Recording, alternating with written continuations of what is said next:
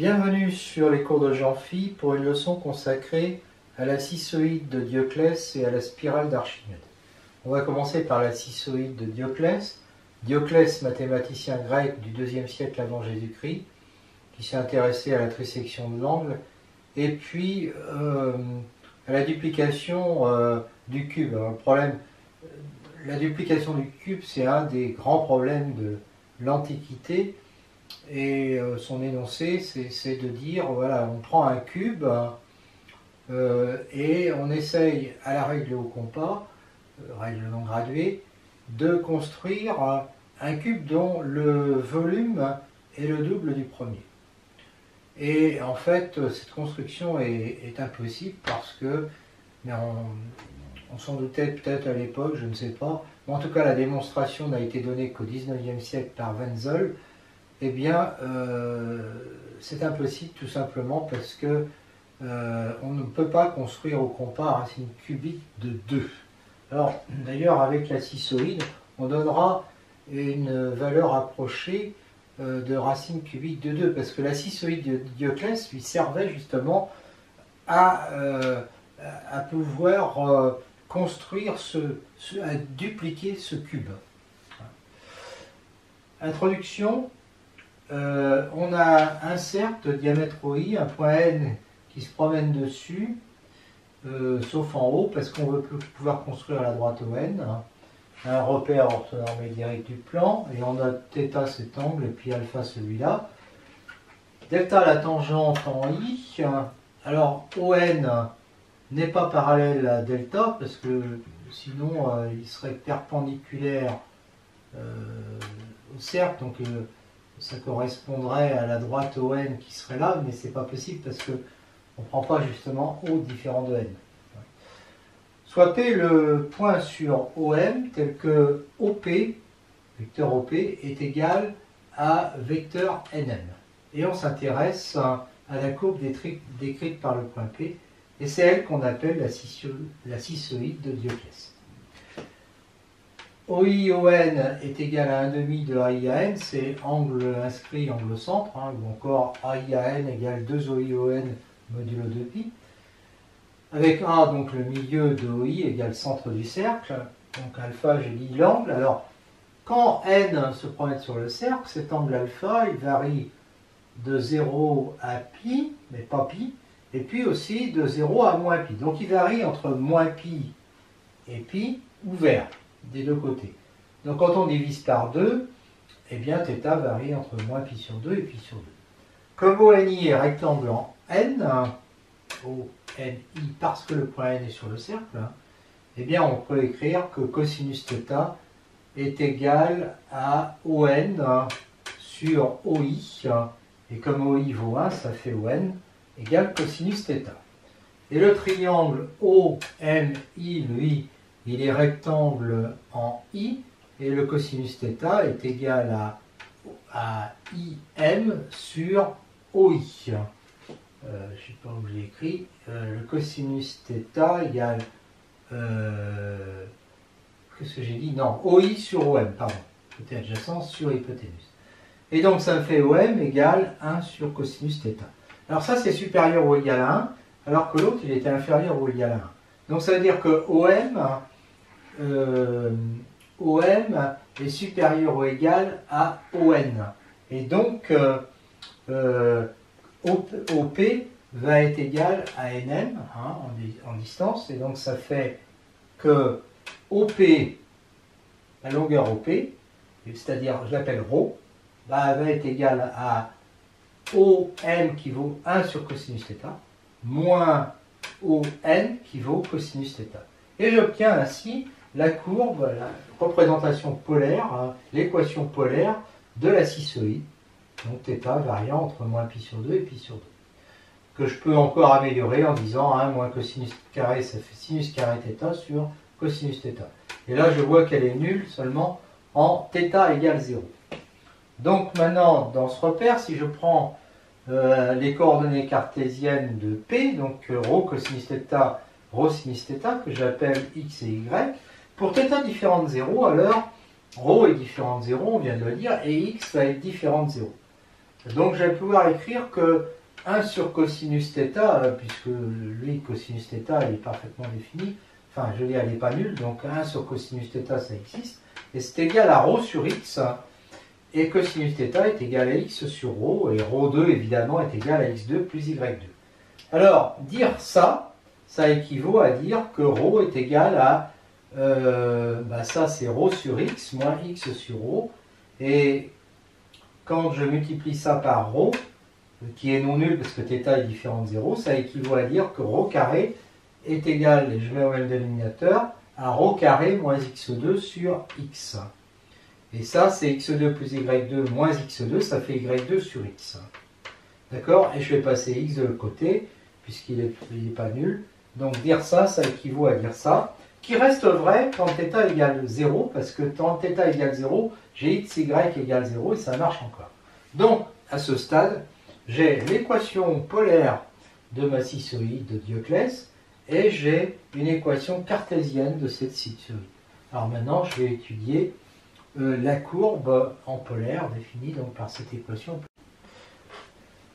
Nous sommes avec GeoGebra, avec la configuration que nous avons vue en début de leçon, et donc nous allons prendre un point sur le cercle, un point qu'on peut déplacer bien sûr, je vais le déplacer après, et on va tracer la droite ON, on va prendre son intersection sur cette droite d'équation x égale 1, ensuite on va reporter cette distance ici. Alors ça, on peut le faire avec GeoGebra en utilisant un cercle, et donc je vous montre, il vient couper ici, alors il coupe en 2 points, hein. Mais moi le point B ne va pas tellement m'intéresser, c'est l'autre point qui m'intéresse, donc j'enlève ce point là, et puis j'ai enlevé le cercle pour ne pas surcharger la figure. Donc il faut bien comprendre que là, actuellement, je me retrouve avec un point P qui se déplace en fonction du point N, d'accord? Et je vois que ce point P, il peut aller dans pas mal d'endroits, hein, en fait, hein, et qu'il y a une symétrie par rapport aux X. Je vais demander le lieu de la courbe, hein, et j'obtiens donc ma cissoïde. Hein, donc si je recadre comme ça, et là, je fais à nouveau déplacer le point N, et j'observe que le point P se déplace bien, j'ai bien le lieu des points, là, d'accord, et le point P se déplace bien sur cette courbe, voilà. Bon, c'est un petit peu plus propre que ce que j'ai montré au tableau.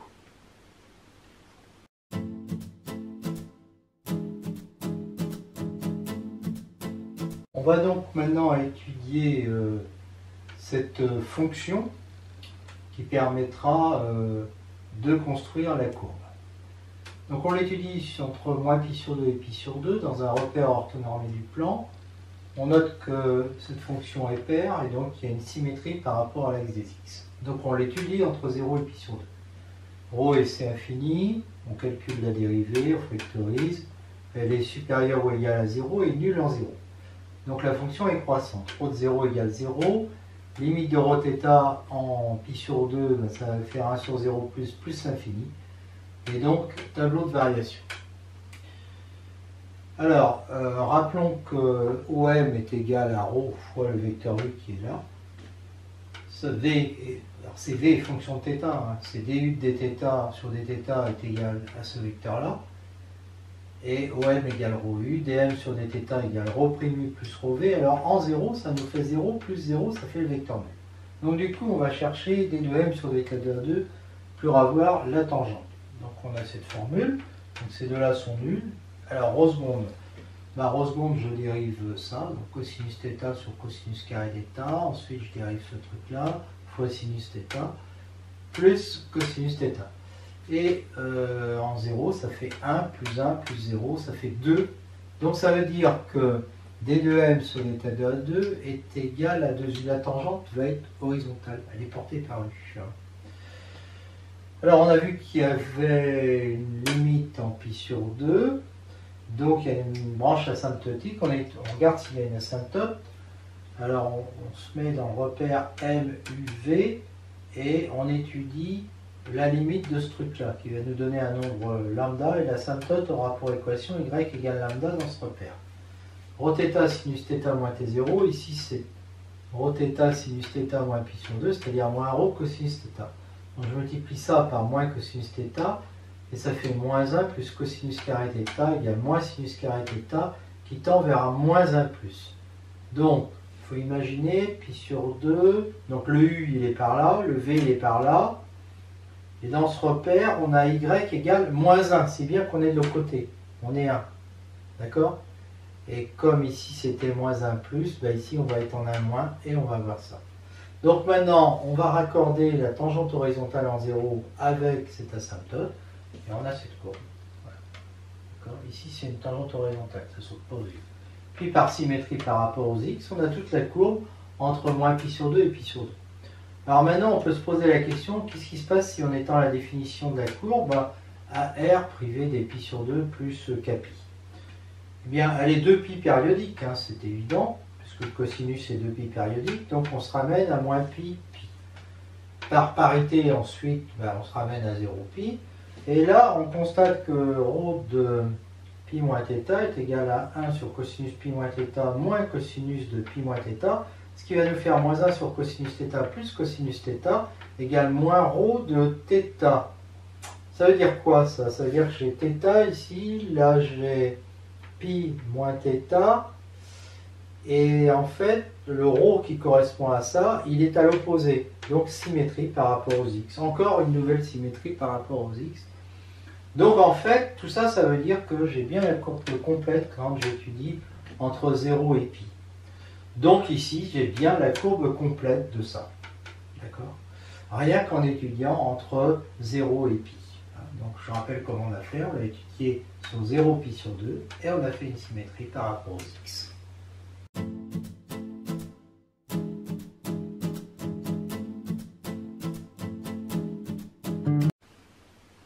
On termine l'étude de la cissoïde par la construction de racine cubique de 2.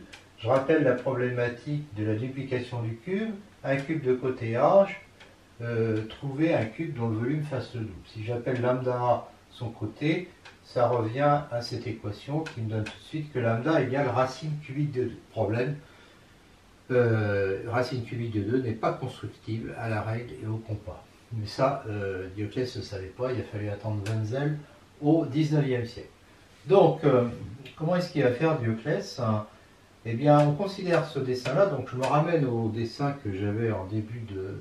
quand j'ai expliqué la problématique, et comment on pouvait construire la cissoïde. Alors, la cissoïde, donc j'ai le point B de coordonnées 0, 2, le point I de coordonnées 1, 0. Je trace cette droite, j'ai le cercle de diamètre 1, et je trace la cissoïde. Alors, comment tracer la cissoïde? On peut la tracer à la règle et au compas, mais il y a une infinité de points quand même. Donc, bon, ça se fait. Donc, on trace la cissoïde, et à l'intersection, donc j'ai le point P, intersection de la cissoïde et puis cette droite, ça je sais que c'est possible qu'il y ait une intersection, parce que je l'ai démontré en début de leçon.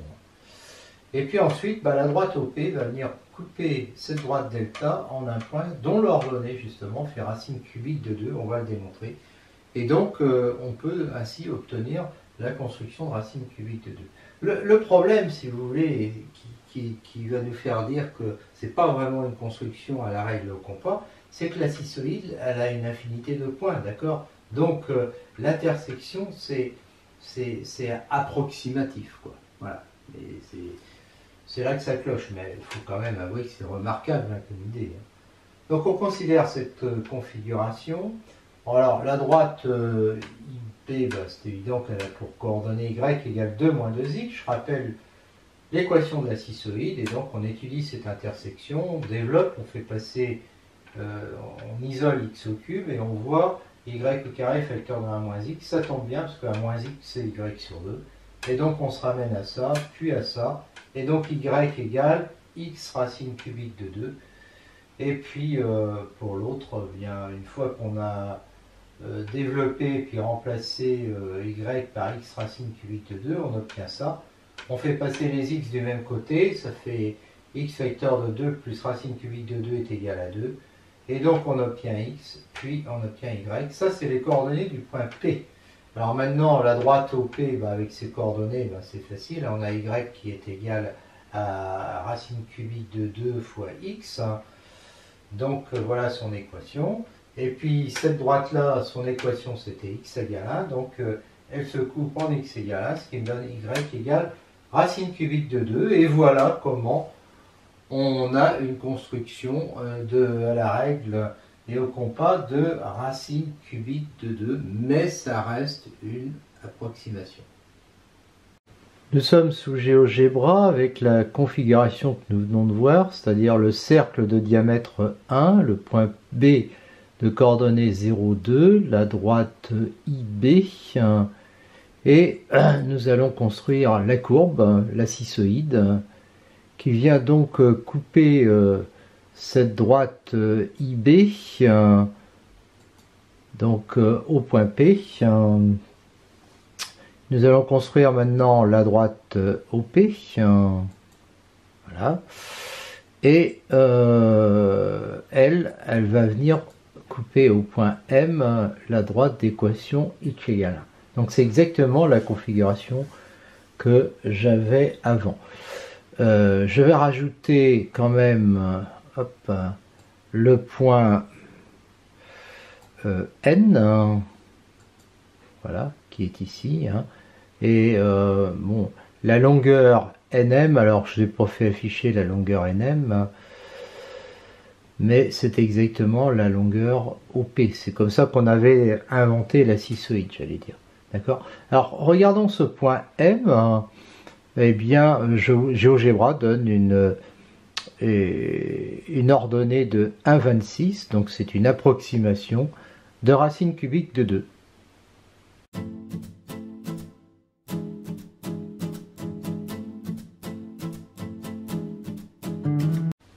On voit maintenant la spirale d'Archimède, du nom de l'immense mathématicien grec qui a vécu à Syracuse pendant le 2-3e siècle avant Jésus-Christ, considéré comme le plus grand mathématicien de l'Antiquité et même un des plus grands de tous les temps, peut-être des 5 aussi plus grands de tous les temps, tellement il a touché à tout. Il a trouvé des résultats fabuleux en géométrie, des calculs d'air, des calculs de volume. Il lui manquait l'intégrale, mais il a obtenu des résultats tout à fait remarquables, et sur le nombre pi aussi. Bref, un très très grand mathématicien. Quelle est sa problématique ici à Archimède? Eh bien, on fait tourner, on part comme ça, une droite qui passe par l'origine, horizontale. Elle tourne animée d'un mouvement uniforme, donc son angle c'est alpha t. Et en même temps qu'elle tourne, il y a un point qui se déplace animé d'un mouvement rectiligne uniforme. Donc c'est m égale VTU, si je note U, le vecteur unitaire sur cette droite. Donc ça fait que le point M aura pour coordonnées Vt cosinus alpha t, Vt sinus alpha t. Et si je fais le changement de variable θ égale alpha t, donc t égale θ sur alpha ici, ça me fait ça. Et donc je vois bien que c'est Vθ sur alpha fois le vecteur U, si bien que l'équation polaire c'est ρ égale V θ sur alpha. Voilà. Alors si je donne le nom A à ça, ça me fait Aθ. Donc moi, là c'est de la forme Aθ pour θ appartenant à 0 pi, à 0 plus infini, d'accord? Mais moi je vais l'étudier sur tout grand R. Alors ceci dit, comme ρ est impair, c'est évident, il y a une symétrie par rapport à l'axe des Y, donc je l'étudie d'abord sur R+, comme dans ce cas-là. Alors on imagine bien le mouvement, parce qu'on part comme ça, on imagine bien que le point M qui se déplace sur la droite fait ça. Et c'est ce qu'on va retrouver. Ρ' égale A supérieur à 0, donc la fonction est strictement croissante. Ρ vaut 0 en 0, et évidemment, ça tend vers plus l'infini. En 0, enfin partout, dm sur dθ est égal à Ρ' U plus Ρv, avec U cosinus θ sinus θ, et V moins sinus θ cosinus θ. Et en 0, ça vaut 0, donc il reste Ρ' U, c'est-à-dire AI, parce que U en 0, c'est I. Donc tangente horizontale. La courbe pour les Y pour θ égale pi sur 2 plus kpi, les X pour kpi, On recherche les points multiples, ils sont caractérisés par ça ou ça. Bon bah là ça débouche sur k égale 0, donc c'est sans intérêt. Et celle-là, quand je remplace θ' ici, et que je simplifie par V, je fais passer θ du même côté, je fais θ égale, je trouve θ égale moins pi sur 2 plus, moins kpi. Et donc θ' égale pi sur 2 plus kpi. Quand je reporte ici mon θ, là, je mets moins pi sur 2 moins kpi plus 2 kpi plus pi, et ça me fait ça. Donc ils sont opposés. Donc il s'agit en fait de points doubles, et en plus ce sont des points qui sont sur l'axe des y. Voilà. Et même on peut dire que chaque point des axes de l'axe des y est un point double. Voilà. Donc on récapitule, on a cette courbe, cette spirale comme ça. Voilà. On fait le symétrique, donc on repasse par ce point-là, on repasse par ce point-là, etc. Et voilà, ça nous donne cette courbe. Spirale d'Archimède. Et maintenant, on va compléter un petit peu cette étude. Donc c'est parti sur GeoGebra, on va faire tourner une droite comme ça et déplacer un point M sur la droite. Donc ça va nous donner ça en mode animation. C'est parti. Le point M se déplace à une vitesse régulière, toujours la même vitesse sur la droite. C'est un mouvement rectiligne uniforme et la droite elle-même tourne avec un mouvement uniforme aussi. Voilà. Et maintenant, je vais montrer les lieux sur lesquels se déplace le point. Alors là, je le fais venir en marche arrière. D'accord. Et donc, on voit que le point se déplace sur la spirale qu'on appelle la spirale d'Archimède. On va en remettre un petit tour pour bien voir le mouvement. Hein, donc là, on va revenir à l'origine. Voilà. Et puis, c'est reparti ensuite pour un tour. Voilà. Toujours le point qui avance avec la même vitesse sur la droite qui tourne elle-même avec la même vitesse.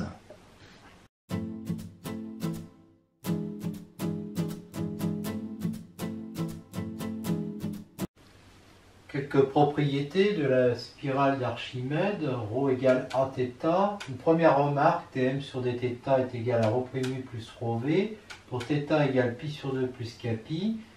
U a pour coordonnées ça, alors cosinus ici ça va faire 0, l'autre ça va faire moins 1 puissance k, que je vais appeler epsilon. Et donc ça fait epsilon, le vecteur j du repère orthonormé, le vecteur des ordonnées. Et puis V est égal à moins sinus θ cosinus θ, ce qui me fait moins epsilon 0, c'est-à-dire moins epsilon i, le vecteur des abscisses.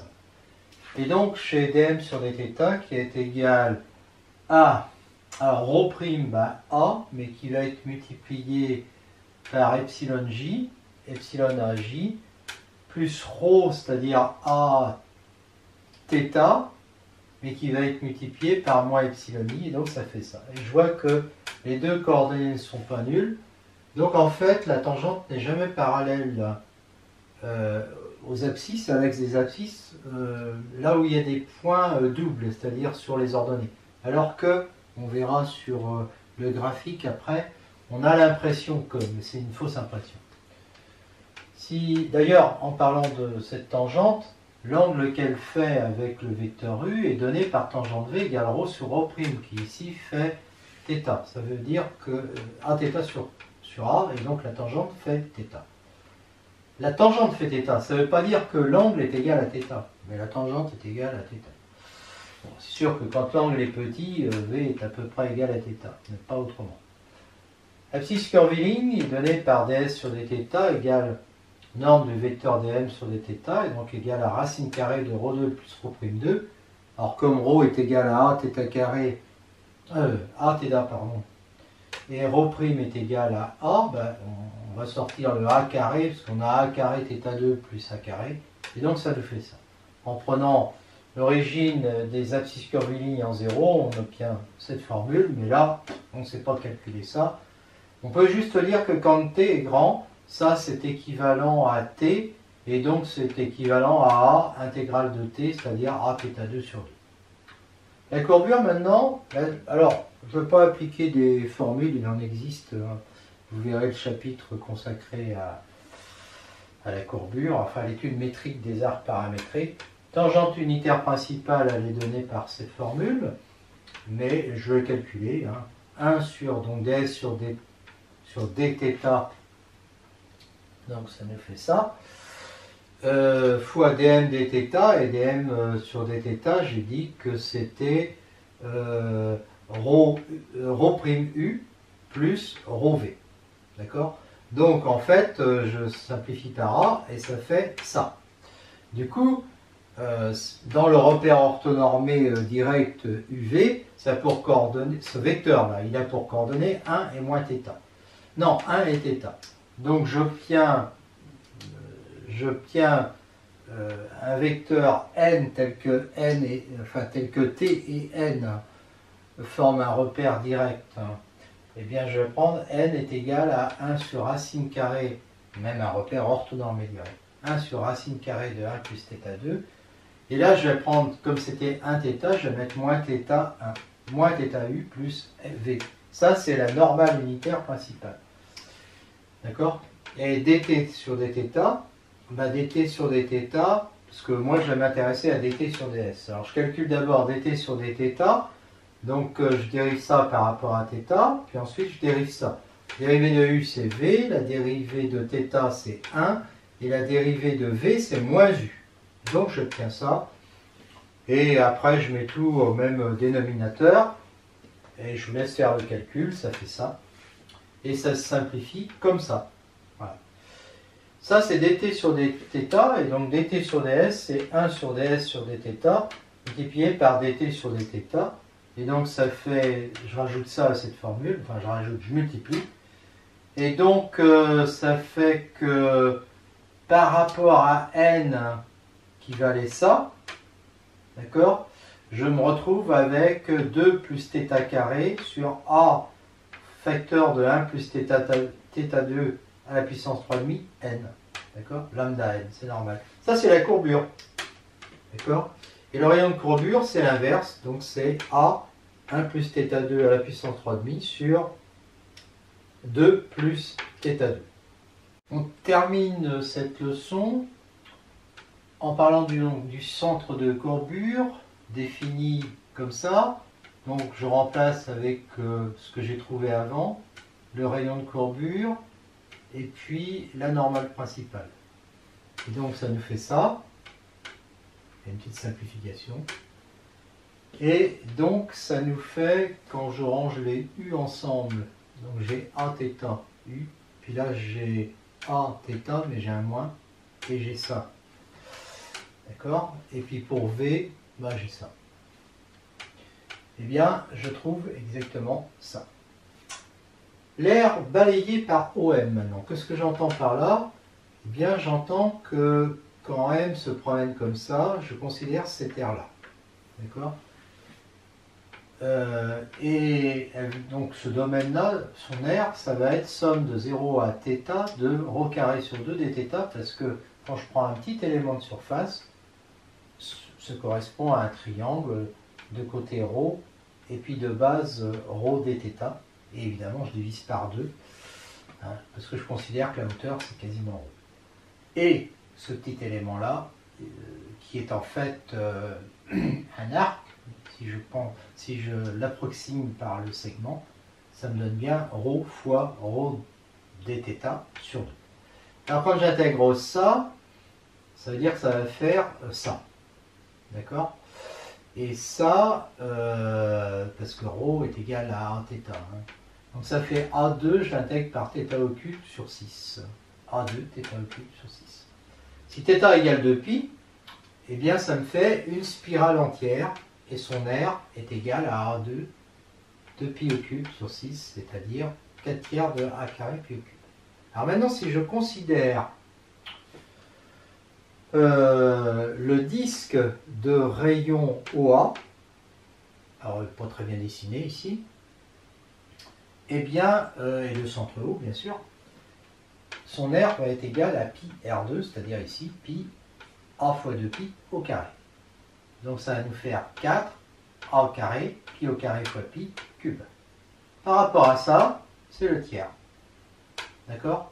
Donc cet R-là, enfin non, c'est 3 fois. Et donc cet R-là est égal au tiers de l'aire du disque. L'aire balayée par OM sur la première spirale égale un tiers de l'aire du disque que j'ai représenté en vert.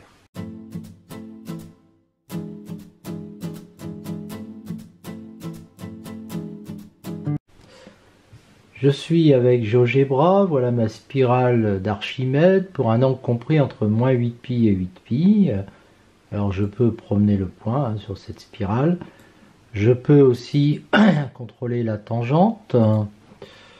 Voilà.